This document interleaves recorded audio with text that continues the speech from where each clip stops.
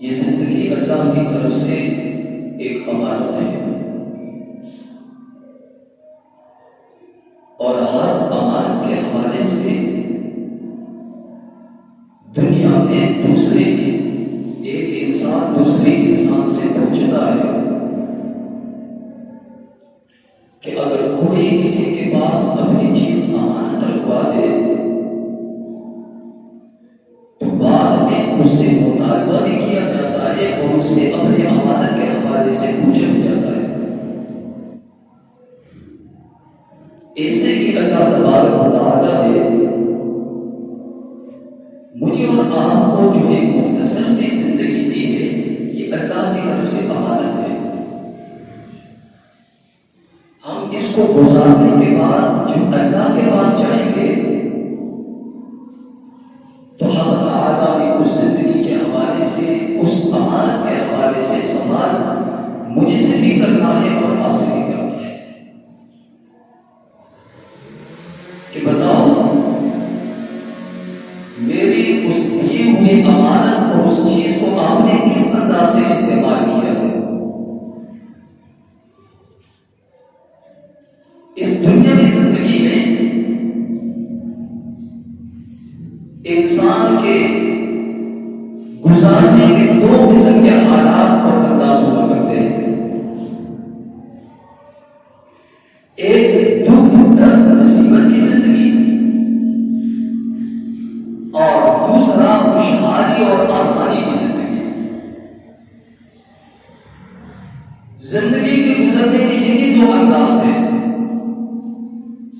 یا تو انسان کی زندگی دکھوں میں، مصیبت میں، پریشانیوں میں گزرے گی اور گزارتے گزارتے بالآخر موت آ کر کے اللہ کے پاس پہنچے گا،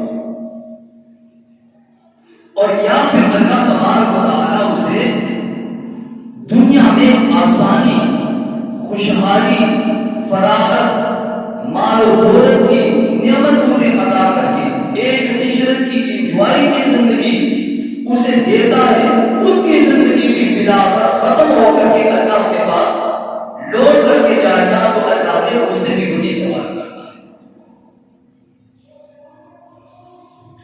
یہ دونوں قسم کے جو زندگیوں کے جو انداز کے اور جو طریقے کے،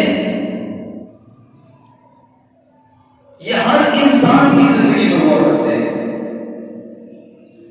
حتیٰ کہ اللہ تبارک و تعالی نے اپنے انبیاء و رسول میں سے بھی بعض انسانوں کو، بعض پیغمبروں و رسولوں کو مسلسل دکھوں میں، تکلیفوں میں اور مصیبتوں میں وہ ان کی زندگی کو گزارا ہے، اور بعض انبیاء و رسول ایسے ہیں کہ جن کی خوشحالیاں اس انداز سے انہوں نے زندگی گزاری۔ میرے عزیز نوجوانوں، میرے محترم دوستوں، یہ دونوں انداز اللہ کی طرف سے آزمائش اور امتحان ہوا کرتا ہے۔ اگر دکھ، تکلیف، مصیبت، تنگدستی، غربت کی زندگی ہے تو یہ بھی انسان کے لیے ایک آزمائش اور امتحان کی اللہ کی طرف سے۔ اللہ دیکھنا چاہتا ہے کہ میں اپنے پیاروں کو دکھوں میں، مصیبت میں، تکلیف میں مبتلا کرنے کے بعد یہ میری طرف متوجہ ہوتے ہیں یا کسی اور کی طرف متوجہ ہوتے ہیں، یہ اللہ دیکھنا چاہتا ہے۔ امتحان اور آزمائش ہے، اور دوسرے طریقے کا جو انداز ہے خوشحالی اور فلاحی کا، اس میں بھی اللہ تبارک و تعالیٰ انسان کو آزماتا ہے کہ میں نے اپنی زندگی کو، اپنے بندے کو جو زندگی دی، عیش و عشرت کی زندگی دی، میں دیکھنا چاہتا ہوں کہ یہ خوشی، خوشحالی اور عیش و عشرت کی زندگی میں مجھے یاد کرتا ہے یا پھر مجھے بھلاتا ہے۔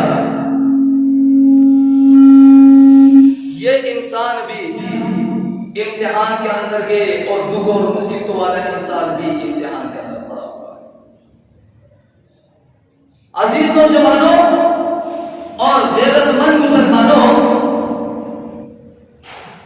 اگر کسی انسان کے اوپر پریشانی آ جائے تو پریشانی میں انسان نہ چاہتے ہوئے بھی اپنے اللہ کو کسی نہ کسی موڑ پہ یاد کر لیتا ہے۔ تکلیف آ جائے، بیماری آ جائے، نہ چاہتے ہوئے بھی انسان اللہ اللہ کر کے اپنے رب کو یاد کرتا ہے۔ یہ امتحان اتنا مشکل لگے جتنا کہ آسانی اور خوشحالی اور فراخی والا امتحان مشکل ہے، کہ کسی انسان کو اللہ تبارک و تعالیٰ عیش و عشرت کی زندگی دے، اب انسان کا اپنے آپ کو کنٹرول کرنا بڑا مشکل ہوتا ہے۔ مال بھی گئے، دولت بھی گئے، جوانی بھی ہے، نوکری بھی گئے، کوئی ٹینشن اور پریشانی نہیں، کوئی ٹینشن اور پریشانی نہیں۔ اب یہ آزمائش اور امتحان میں پڑا ہوا ہے۔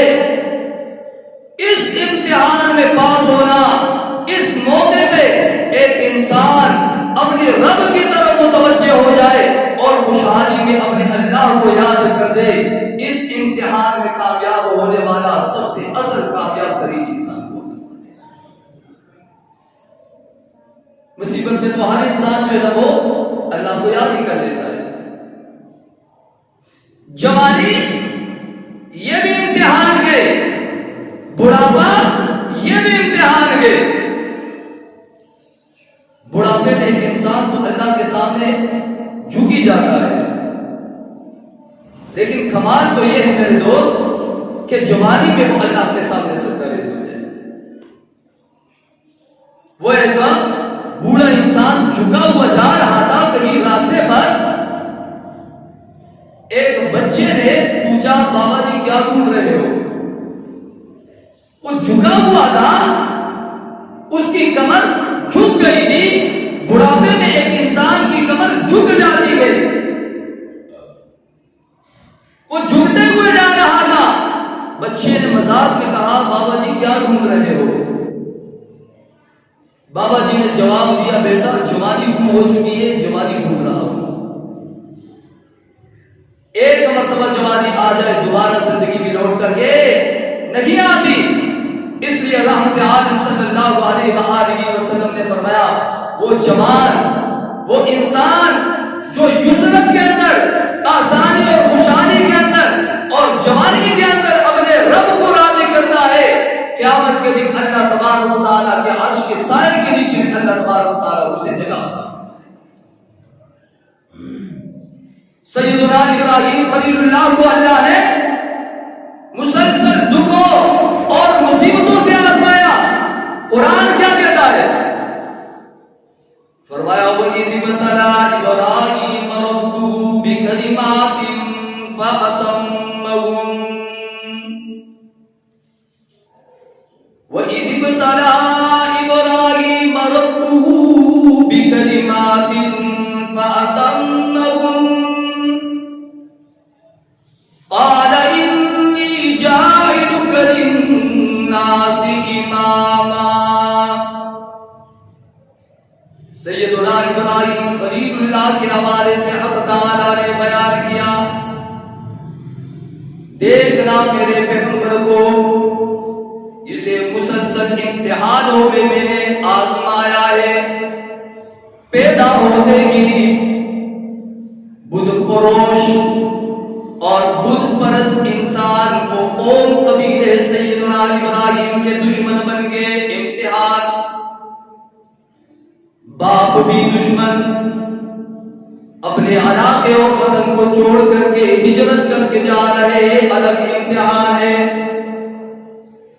اور دیکھتی ہوئی آگ میں سیدنا ابراہیم خلیل اللہ چراغ میں لگا رہے گئے، یہ الگ امتحان ہے۔ اور جس بیٹے کو اللہ سے رو رو کر کے مانگا تھا، 100 سال کے بعد ملنے والے اس بیٹے کو اللہ کے نام پہ قربان کرنے کے لیے بھی سیدنا ابراہیم ابراہیم خلیل اللہ تیار ہو گئے. ہم ہوتے تو ہم کیا کہتے؟ یہ زوی تیرا کڑے دے سرگالا پرس اس دامرا نچی دیتا اخلی. لیکن یہ نہیں کہا الہ العالمین تیرے دیا ہوا دیا گے. 100 سال کے بعد ملنے والے اس بیٹے کو بھی سیدنا ابراہیم خلیل اللہ نے اللہ کے نام پہ قربان کیا. اور میرے عزیز دوستو کیا بہترین امتحان اور کیا بہترین آزمائش میں کامیابی ہے خلیل اللہ کی. جب بیٹا تھا توجہ ہے نا جب بیٹا تھا تو اللہ کے نام پہ باپ کو قربان کر دیا اور جب باپ بنا تو اللہ کے نام پہ بیٹے کو قربان کر دیا. اللہ وَإِذِ ابْتَلَىٰ